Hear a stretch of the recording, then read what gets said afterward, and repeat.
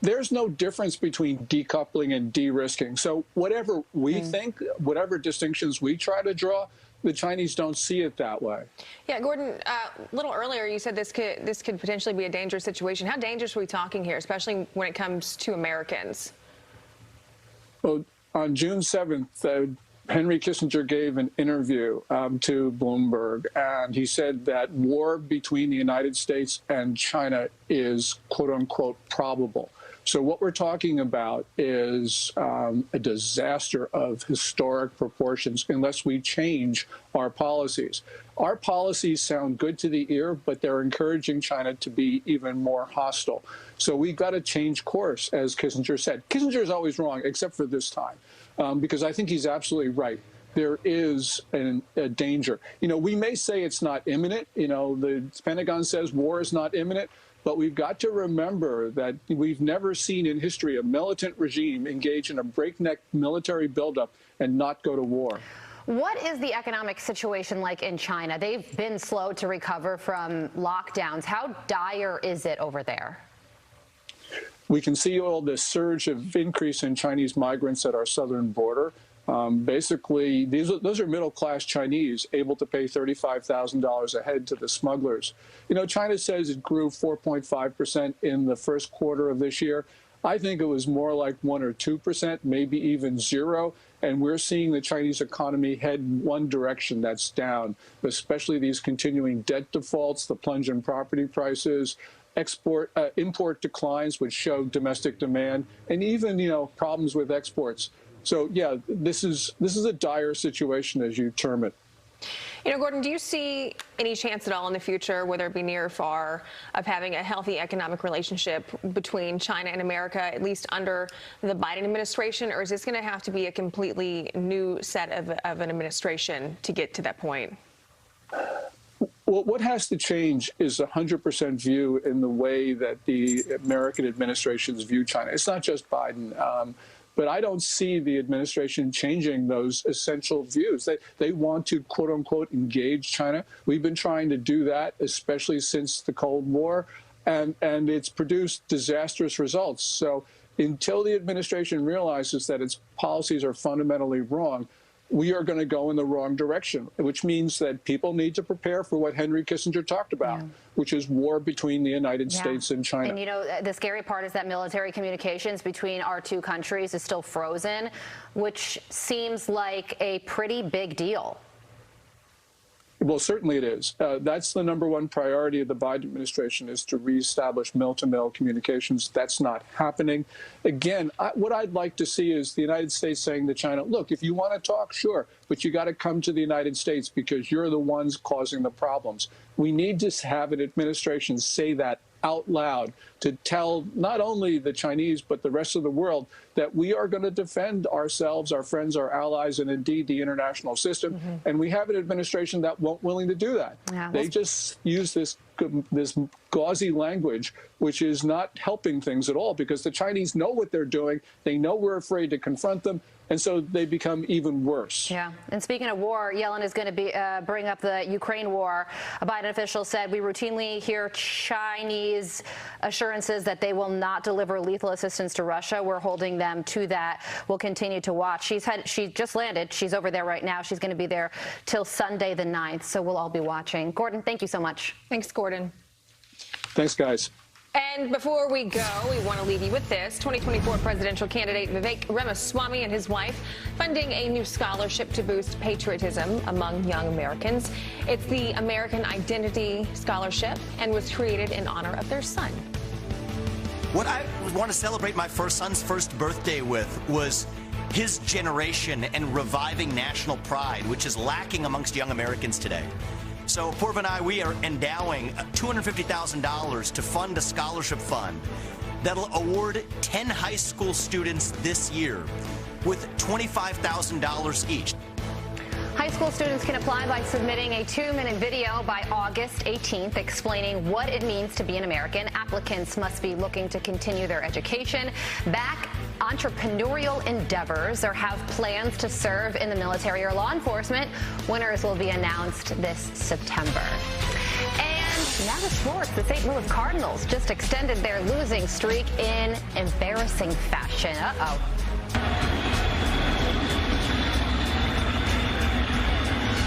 And the runner goes from second to third on a tapper back to the mound, and it's overthrown. One run's going to score, and here comes the game winner. How do you like that?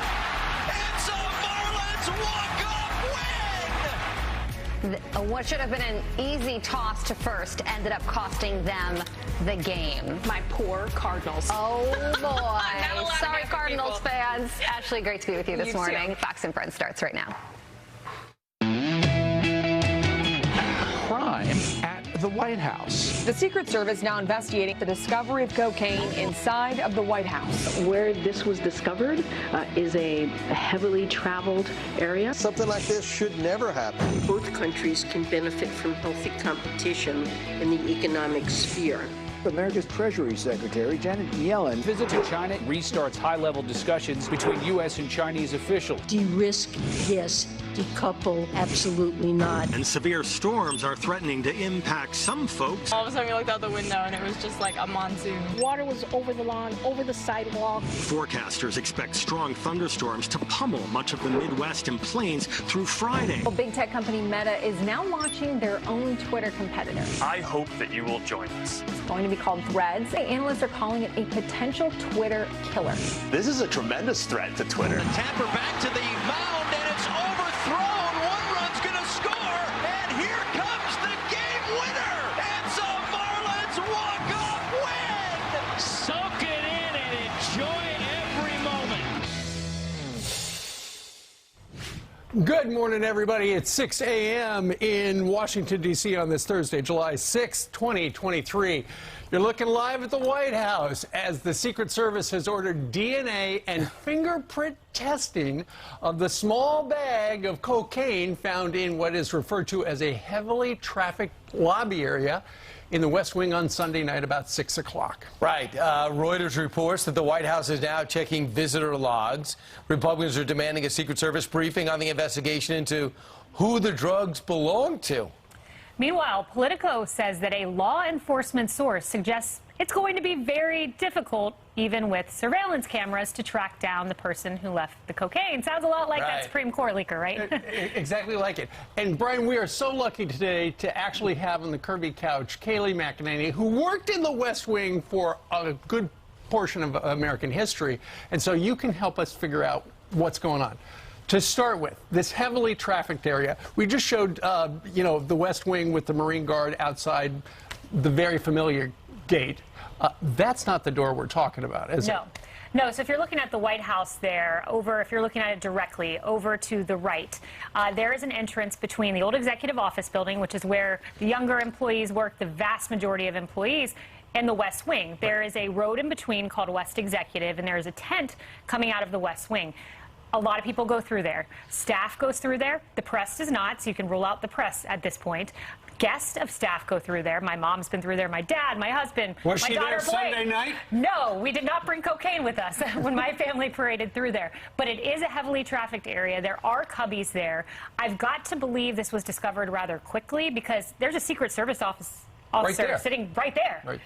So it couldn't have been there for days and days. It had to have been there for, I would say, minutes before someone took notice. So let's think about this. Between the illegitimate child they don't want to acknowledge in Arkansas, they want to take questions on that. He doesn't want to take questions on the ongoing investigation into the plea bargain for Hunter Biden.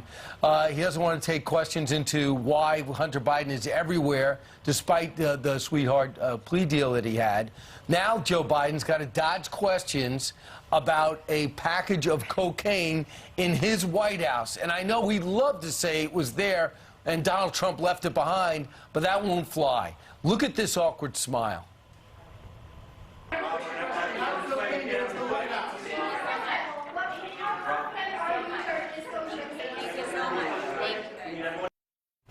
Yeah. So embarrassing. Think about the Swedish presidents there trying to lobby to get into NATO. But this chicanery is not handled by anyone in the press department. It's certainly not handled by the president himself. He doesn't talk to anybody. He doesn't send anybody out to handle it. He just wants it to go away by walking away from the press over and over again. But he should care about this because one under-discussed fact here, The President of the United States walks through that very entrance quite often. His motorcade can be in two places, and that is one of the two places. I've watched President Trump walk through that very area right by cubbyholes a lot of times. So where's the emphatic response from the president? This will not be tolerated. To one reporter's point, Leisha pointed out from CBS, hey guys, like this could have been anthrax. Absolutely, and that's why the hazmat team showed up and they go, oh, it's not anthrax, it's only cocaine. And it's like, wait, it's cocaine. Of course, as soon as the news ricocheted through Washington, D.C., and there's, Kayla, you were talking about the old executive office building. That's the Eisenhower building to the right there. And then the entrance is between the two. As soon as the news came out on Sunday night into Monday, people are thinking, oh, cocaine, it's obviously Hunter-related. And, you know, yesterday the White House was very specific in saying family members, guests of family members, go in the East Wing. It's not like they would come through the West Wing, so as to diminish that, you know, the rumor that it was somehow related to Hunter Biden. But unfortunately, because it's cocaine, people are thinking Hunter Biden, thinking about the president and the weird situation. I don't see how that's possible. Look, Karine Jean-Pierre gave us no information whatsoever. I would have gone to Secret Service saying, guys, I cannot go to the press without some sort of information. Give me a line. Location. Give me one line. Yeah, well, her one line so to speak. She says, I've got something to share. The president and the first lady and the family were not here this weekend. That's not news. We all knew that. And for it to be Hunter Biden, he left on Friday. He was at Camp David. There is no way. It is inconceivable to think cocaine could sit for a 72-hour period. So I would rule him out at this point. All right, so remember when Joe Biden was big into cracking down on crime? I miss those days. The year was 1991, and he thought, hypothetically, what happens if cocaine is found with someone or left somewhere? Well, what about crack? If you have a piece of crack cocaine no bigger than this quarter that I'm holding in my hand, if you're caught with that, you go to jail for 5 years. You get no probation. You get nothing other than 5 years in jail. Judge doesn't have a choice. Okay, those were the good old days when it came to that kind of enforcement. You know what the current restriction is? You know what the penalty is right now if you are caught with cocaine in D.C.? Because now it's a Schedule II. It's a misdemeanor, essentially. And so, but the search is on to try to figure out who exactly it was. But I was thinking about it like this. Because the first family was gone, who could it possibly have been? And you know that there are a lot of staff members who bring people in on Sunday night. There were tours on Friday, Saturday, Sunday night as well. Could it be a donor? Could it be a staff member? Could it be a member of an influential union aligned with the president? And it's like, hey, I'm in town. Can I get a tour? Sure. Put your stuff right there. Yeah. I was talking to somebody in the cubby hole. Yeah, I know. Put your phone in the other one. I was talking to somebody in federal law enforcement down in D.C. yesterday, who's been in the White House many times, and they said they were speculating. My first thought was that it was a 26-year-old on a Tinder date, and they say like, "Hey, you want to see the White House?" Because that, you know, there are apparently. There is a list. The usher's office has a list of VIPs who go in that door, but it's not in the official electronic wave system, as I understand it, right? Yeah, exactly. In the media, it's funny. They think it's all a laughing matter that a undisclosed, unknown powder was feet from the president of the United States, potentially. Watch. They're kind of blaming it on the tourists. On the tourists? The public area? Yes, are people careless with their cocaine? I mean, you know, it's an expensive drug. So many questions there. A lot of questions. We are not quite to the Jimmy Carter level where multiple officials in the White House are in trouble and one person resigned. And I don't want to hear from you know, President Biden or Trump. I would like to hear from one person in particular. Who? That Bill that used to sit on Capitol Hill from Schoolhouse Rock. I would like to know blow by blow who was responsible for this. Too soon. There's no too soon on this. No one was injured, as far as we know.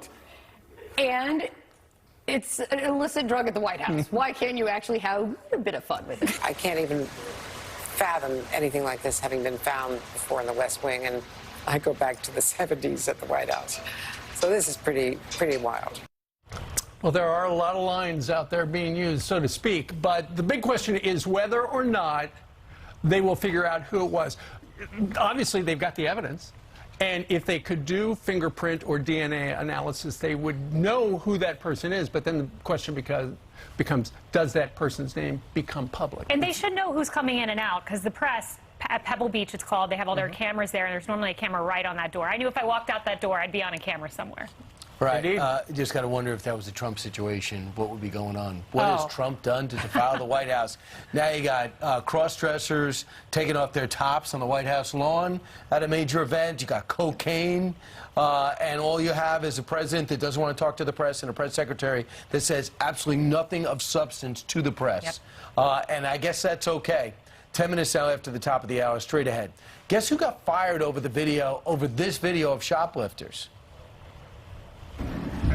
Look at them stealing. Really, bro? You got to resort to this? Economy's not that bad. Yeah, if you guessed the man exposing their crimes behind the camera, you are right. The soft on crime policies punish those who try to stop crimes from happening. Meanwhile, in other news, the sporting news, the St. Louis Cardinals. Headline starting with a Fox News alert. 2 New Jersey firefighters killed overnight battling a fire on this cargo ship in the port of Newark. Officials say the first responders got trapped as flames tore through several vehicles parked on the multi-level ship just before 9:30 last night. Several other firefighters were hurt and got treatment at the hospital. The cause of the fire is still under investigation. The Justice Department is appealing the court ruling that temporarily blocks government communications with social media companies. The White House was asked about the ruling yesterday. Listen here. Do you disagree with the judge's ruling that this coordination was a form of censorship that specifically targeted conservative speech? Look, we disagree with the decision. I'll leave it there. Well, that decision accused the Biden administration of suppressing free speech through its coordination with big tech companies like Twitter. Now to baseball. The St. Louis Cardinals just extended their losing streak in what some are saying is embarrassing fashion.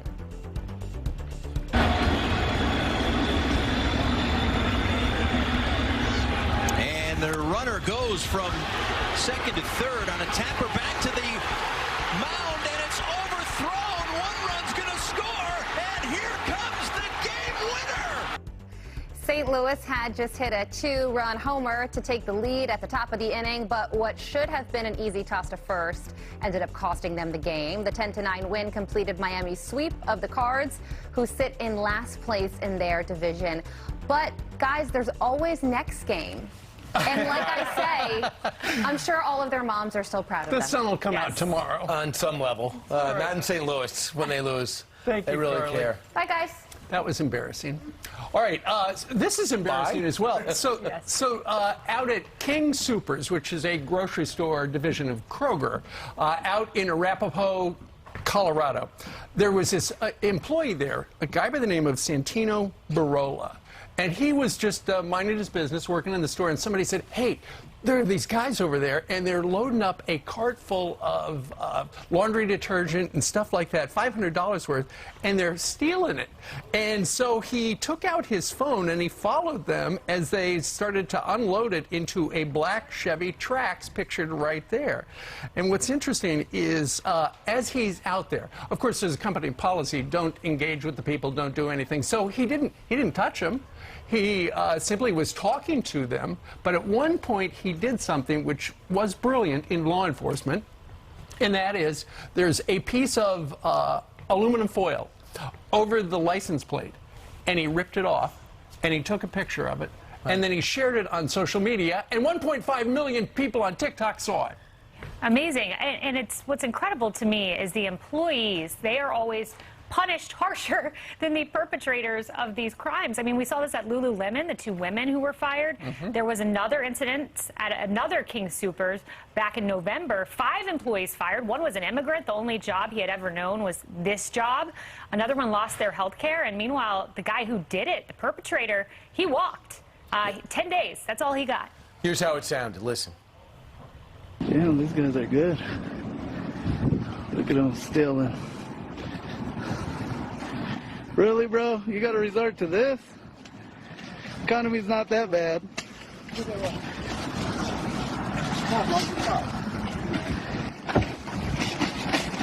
Hold on.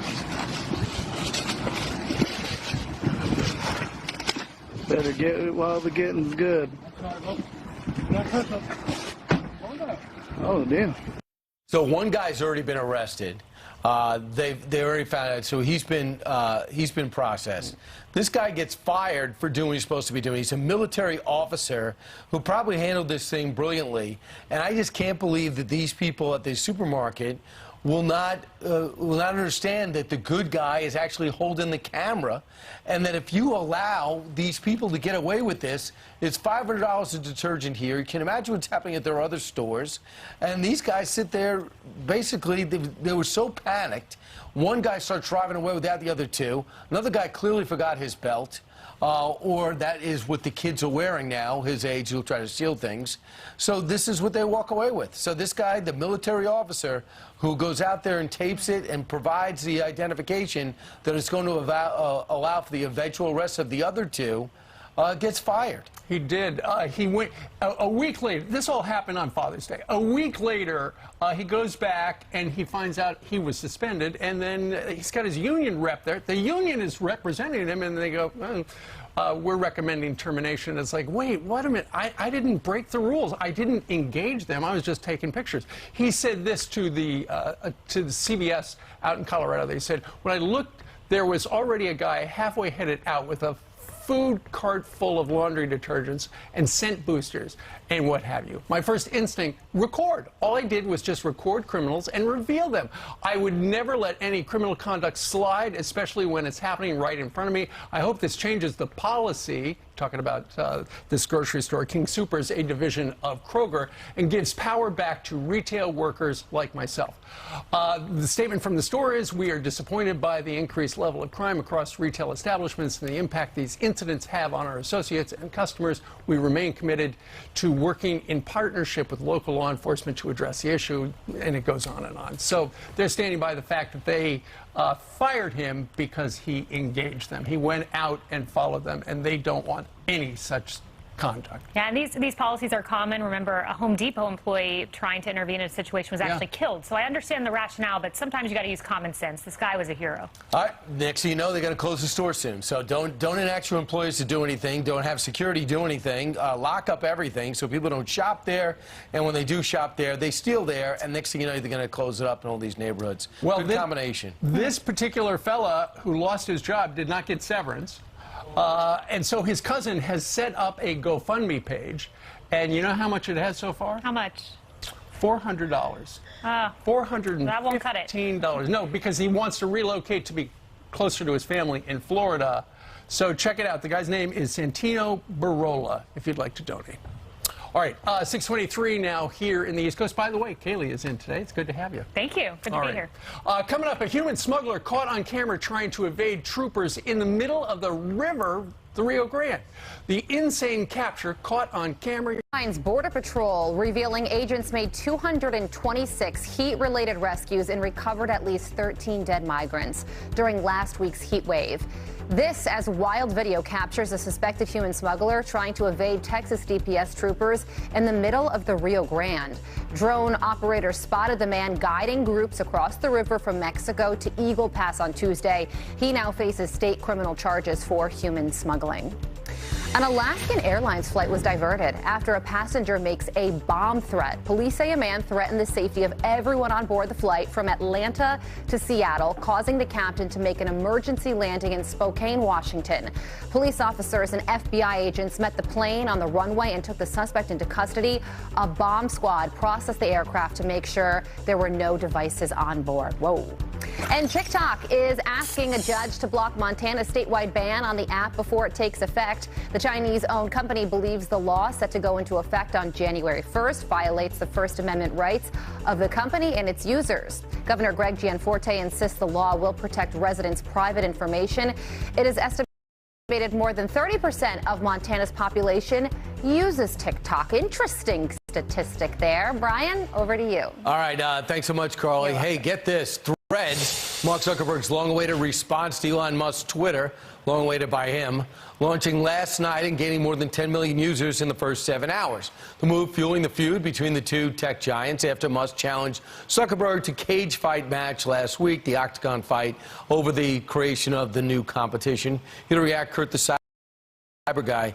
Hey, Kurt, why would anyone run to Threads when we don't know what Mark Zuckerberg is up to still from past elections and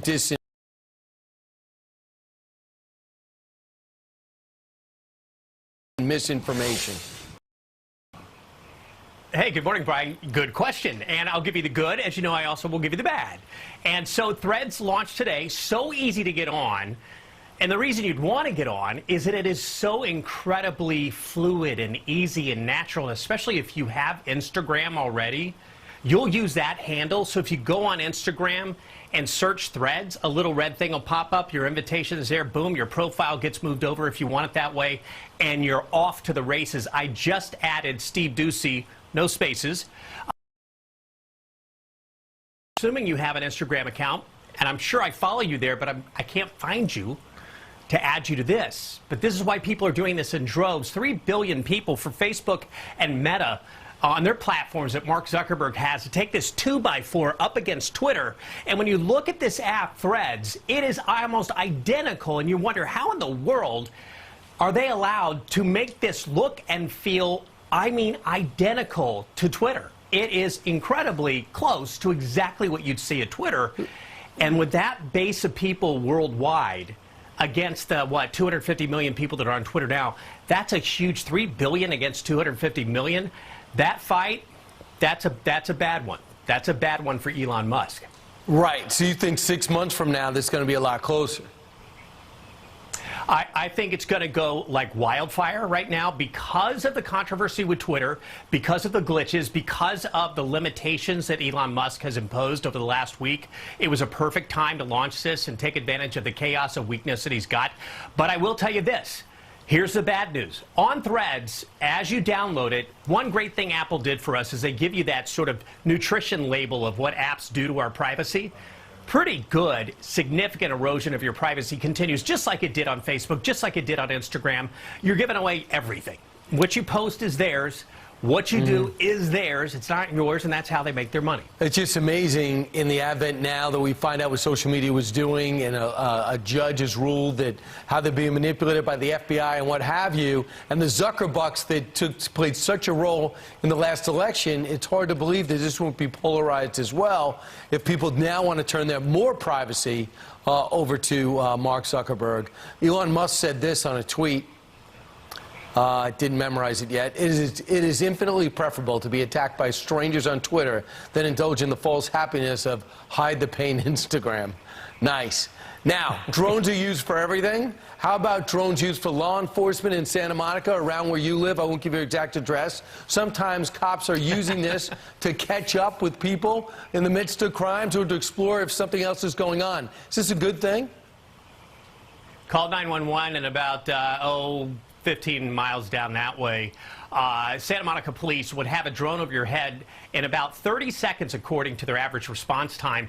And how this is really beneficial for response is that a drone goes overhead, the operator's safely back at the station, and they can give officers who are first responders to the scene, who are now second responders to the scene, a real good perspective of what the danger is at that and what the situation is. So they can go in and understand what's really going on. They can see license plates from above. They've already used footage from a drone to convict an assault suspect who went after an older person and just clobbered them. The drone got the whole thing. Police roll up. The operator of the drone told the officers on the ground, hey, that's a suspect in that green Toyota with the red hat on, and boom, they went right after him.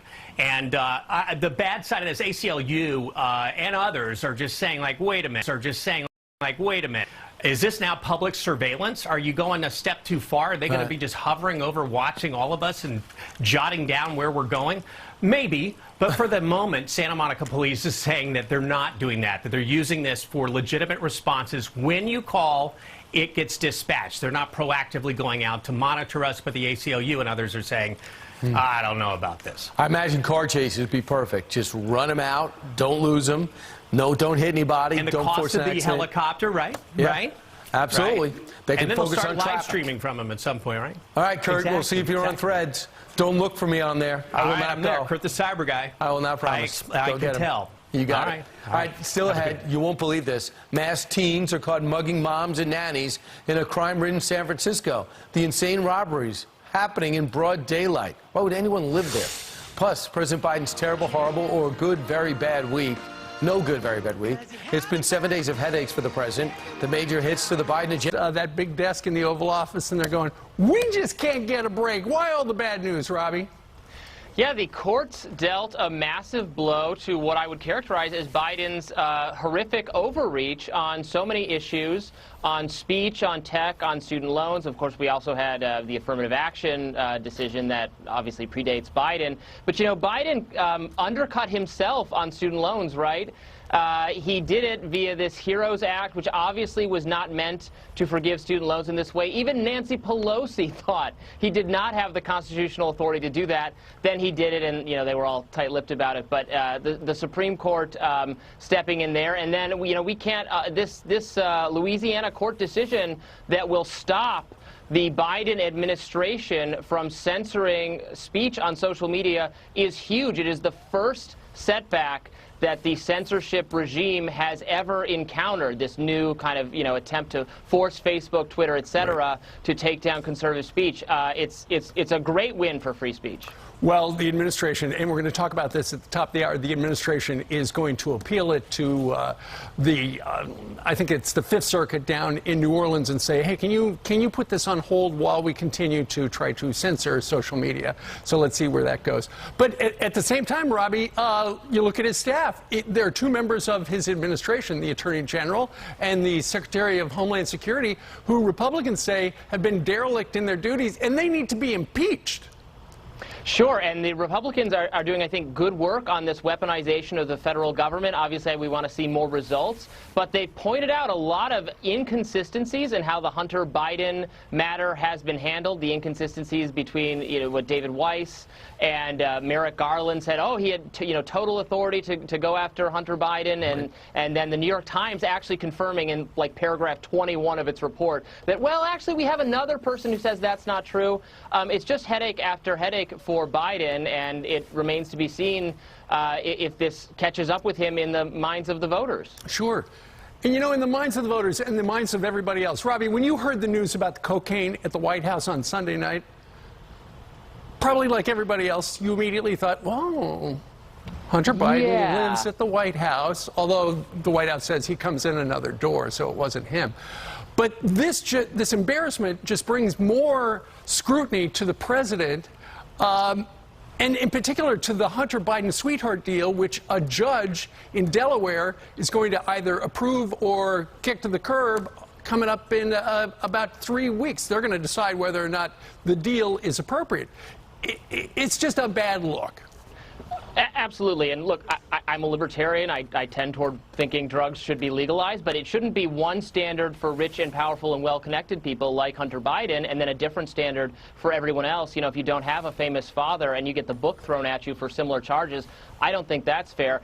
Yes, I understand that I think it's unlikely that this was actually, what was found at the White House was related to Hunter Biden. Yeah. Probably a staff member, maybe a journalist. Those people go in and out, those reprobates.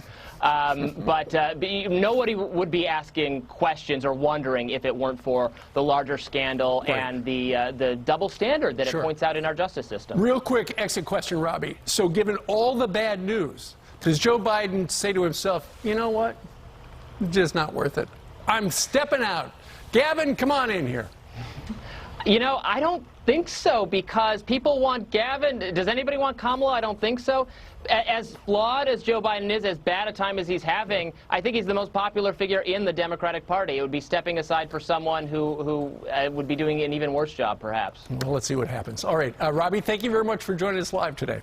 My pleasure. All right, quarter before the top of the hour, and Carly joins us with some news from right over there. I do, Steve. Yeah, that's right. And got a major international story to get to here. The U.S. Navy says it stopped Iran from seizing 2 commercial oil tankers off the Gulf of Oman yesterday. A guided missile destroyer disrupted the first attempt without shots being fired, but an Iranian Navy vessel did open up on the tanker in the second incident. Thankfully, no one was hurt, but several rounds did hit the American ship's hull. Gangs of masked teens armed with batons are attacking moms and nannies outside of schools in San Francisco. Officials believe the group is responsible for 11 cell phone robberies at the end of June. The attacks have been mainly been in No Valley of San Francisco, one of the wealthiest neighborhoods in the city. So far, one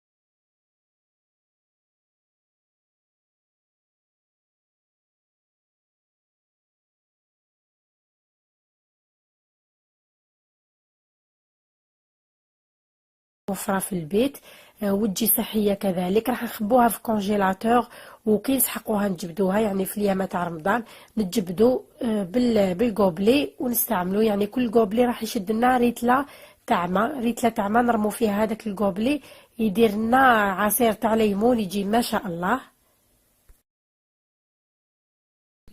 اذا هنا بعد ما كملت عصرت هذاك القارص شوفوا شحال خرج لي. راح نديرو في هذا الطاس باش نعرفوا ابوبخي شحال خرج لنا. خرجنا تقريبا نص طاس يعني نص ريتله.